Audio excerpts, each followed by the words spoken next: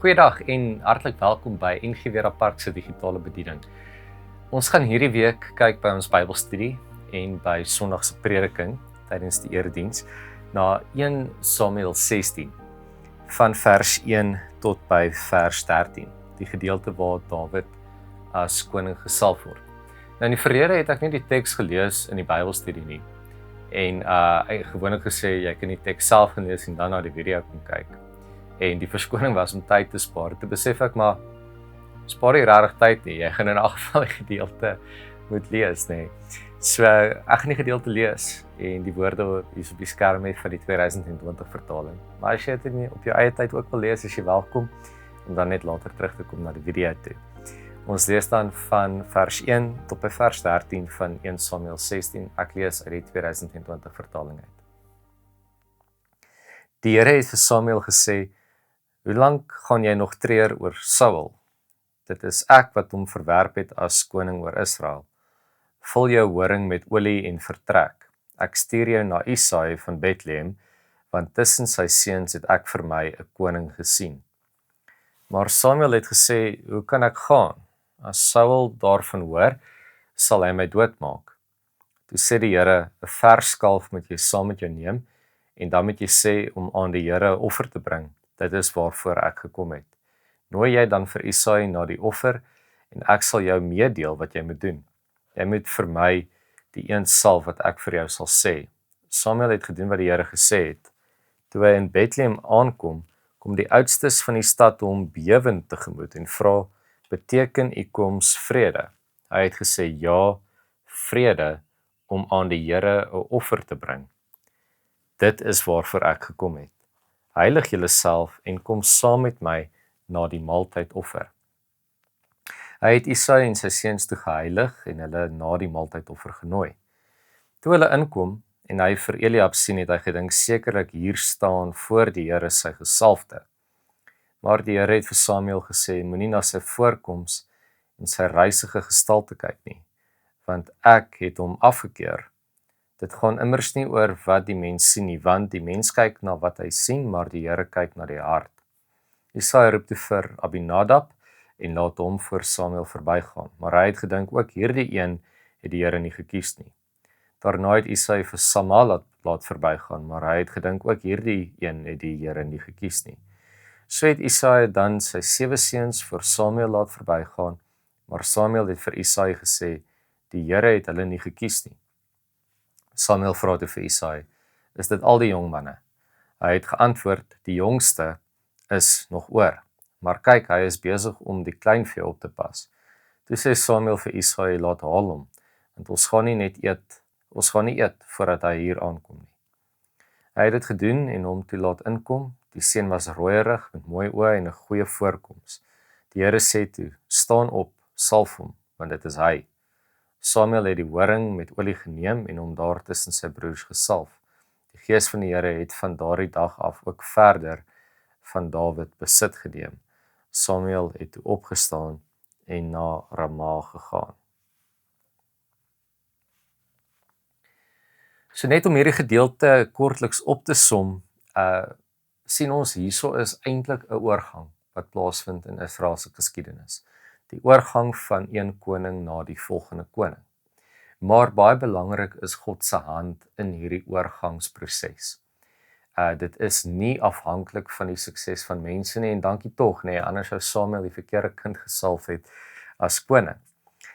Hierdie gedeelte maak ook 'n baie groot onderskeid tussen die manier wat mense kyk en die manier wat God kyk. En ons gaan 'n bietjie meer praat oor die etiese en morele vrae wat presies hierdie onderskeid ons na uitnooi, bietjie later in hierdie gedeelte.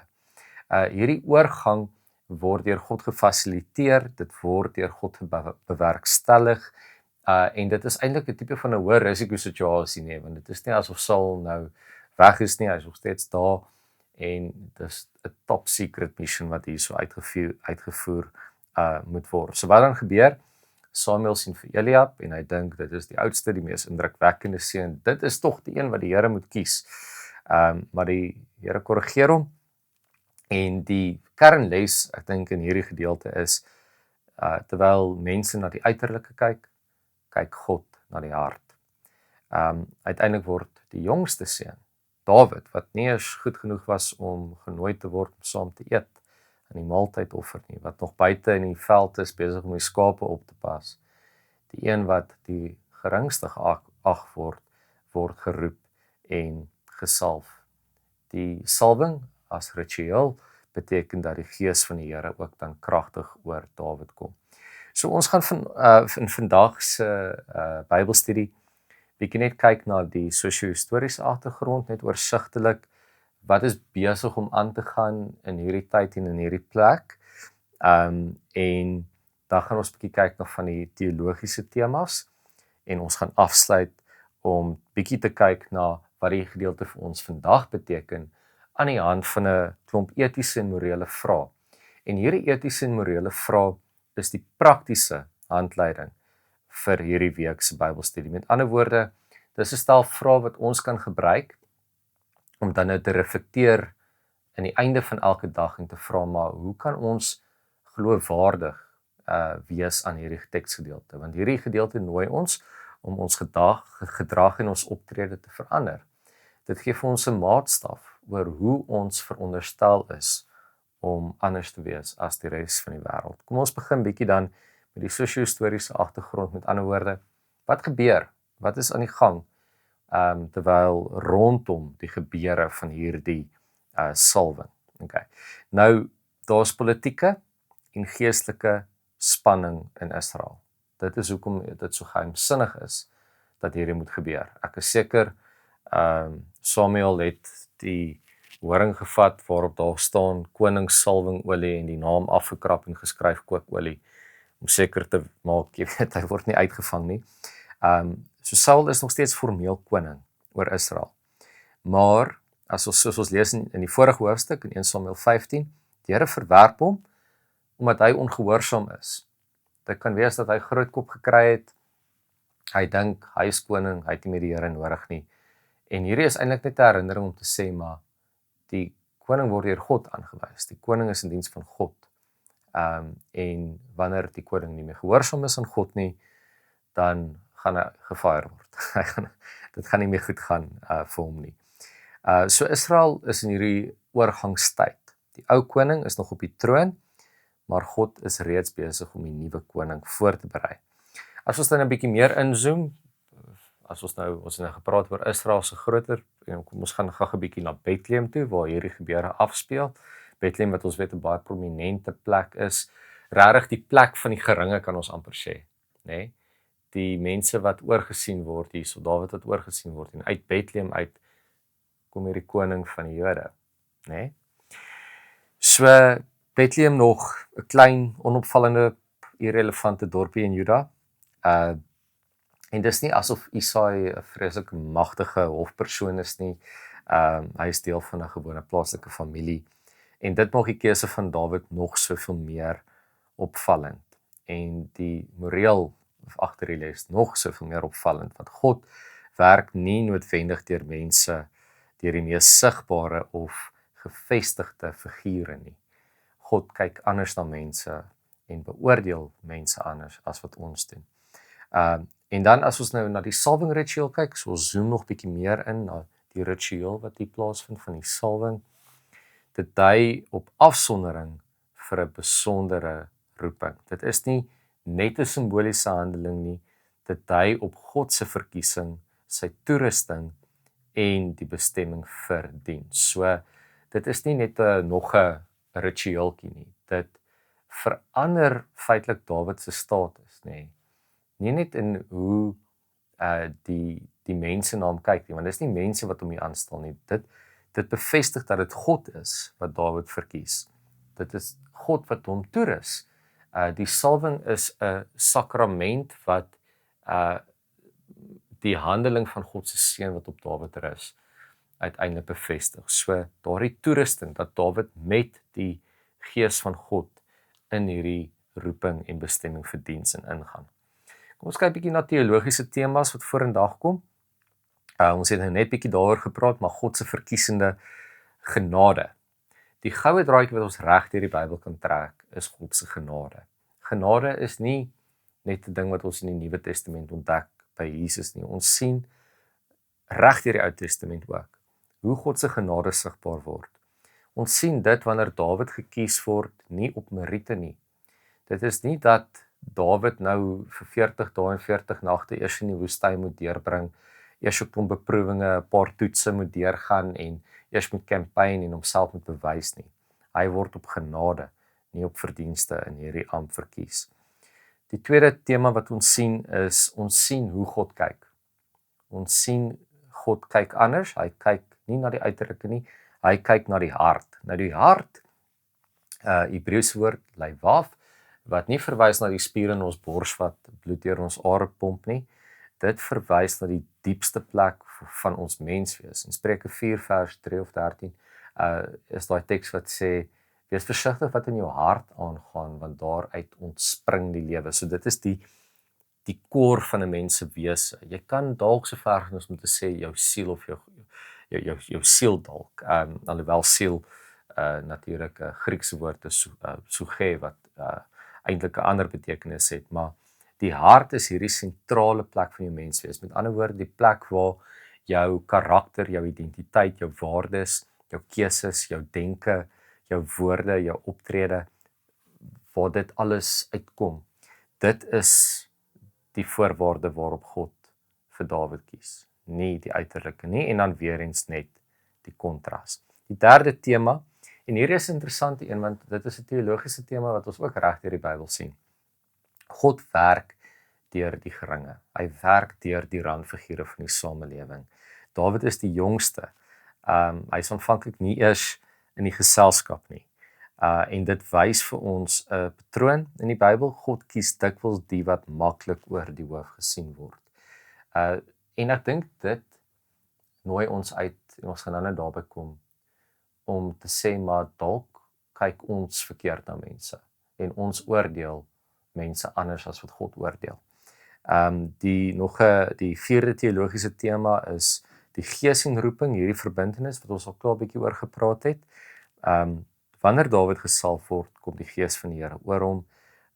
Dit sê vir ons roeping in die Bybel is nie net 'n taak gaan doen hierdie ding vir daai tyd by daai plek nie.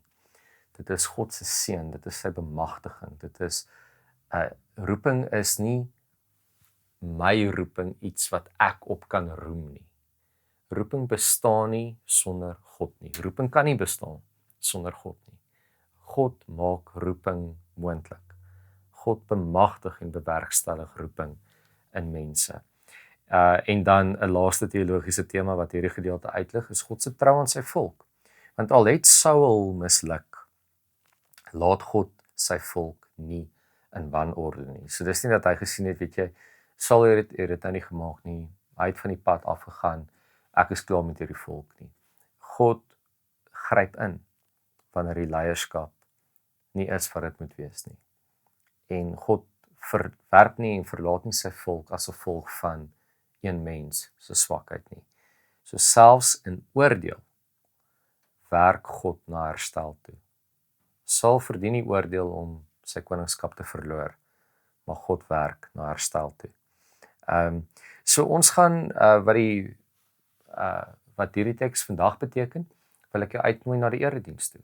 En as jy nie die erediens kan bywoon nie, kyk op ons YouTube kanaal na die preek.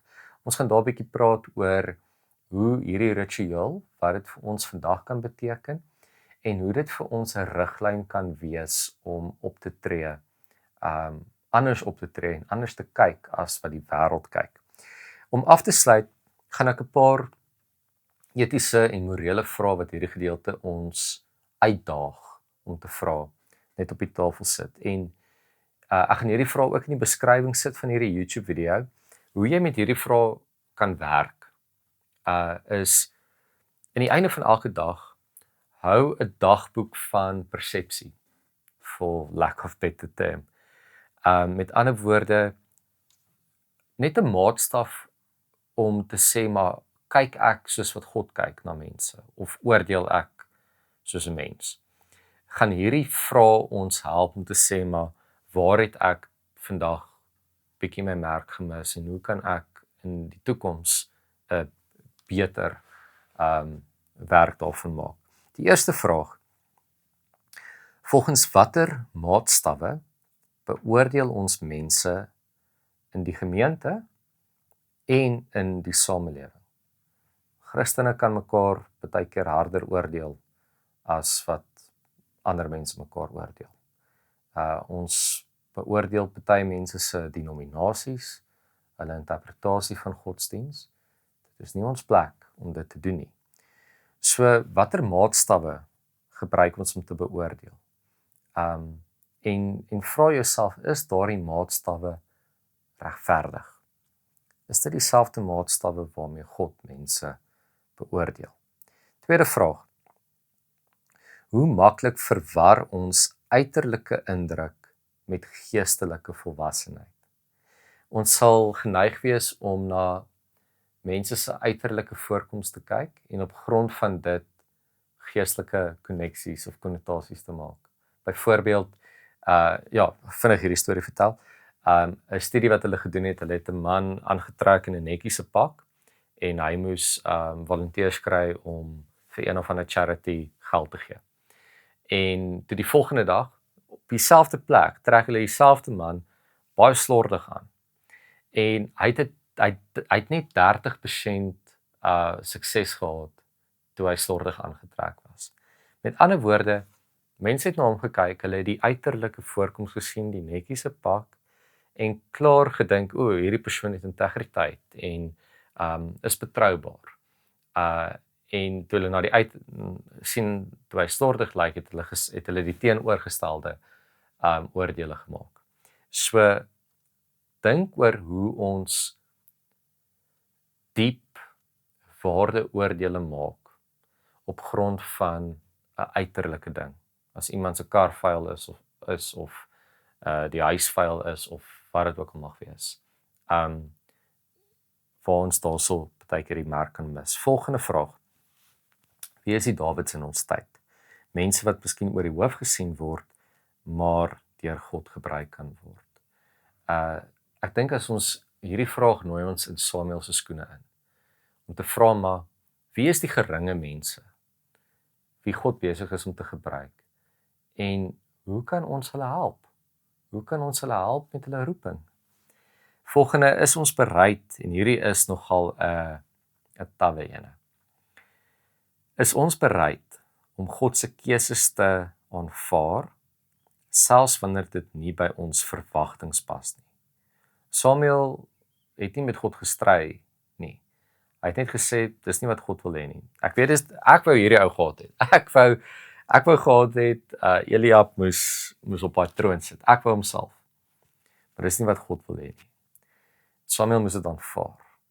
En hy moes aanhou om dit te aanvaar. Dit kan nie 'n maklike ding wees nie, nê. Want almal was daar in die kamer, Isai en al die seuns, en hy moes regtig nogals diep delf om nie in daai slaggat te trap, om eerder mense tevrede te stel ten koste van God se oordeel nie. So, is jy bereid om God se keuses te aanvaar, selfs wanneer dit nie by jou verwagtinge pas nie? 'n Goeie manier om hierdie maatstaf te beoordeel. Maak 'n lys van alles wat jy van God verwag. En dan maak jy 'n lys van alles wat God van jou verwag. En dan vra jy jouself, verwag jy die regte dinge van God? En dink jy God verwag die regte dinge van jou? Laaste twee vrae. Hoe kan ons self groei in innerlike integriteit eerder as net uiterlike godsdienstigheid? Daardie konfrontasie van die hart, met ander woorde, hoe kan ek my hart verander sodat my oë sagter kan word? In plaas daarvan om net vreeslik godsdienstig te wees en jy weet net ons niks vir om godsdienstig te wees nie. Ek sê dit net. Maar baie keer gebruik ons godsdiens om op te maak vir 'n slegte hart. En eerder om te vra, maar hoe kan ek regtig verander in my hart, in plaas daarvan om net 'n pleister oor die wonde te plak met leë godsdiens. En dan laastens, hierdie is 'n vraag wat ook ons as gemeente in ons gemeenskap roep. Wat beteken dit prakties om as gemeente mense se hart ernstiger op te neem as hulle beeld of aansien? En ek dink jy weet, as ons op 'n Sondagoggend die lief en leed deel, mense se vieringe as ook hulle hartstogte, dan gaan dit nie oor die wonde of die vieringe nie, dit gaan oor die vreugde of die hartseer.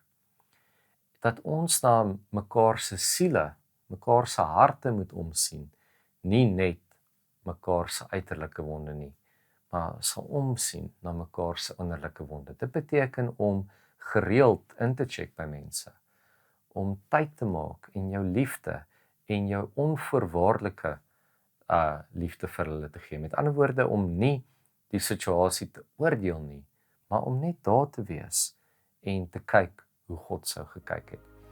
Geseënde week verder vir jou. Ek hoop jy doen hierdie oefening saam met my.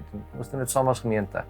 En ek dink op daardie manier kan ons ook geloofwaardig wees aan die opdrag van 1 Samuel 16 vers 11 tot 13. Dankie dat jy kyk na ons YouTube kanaal.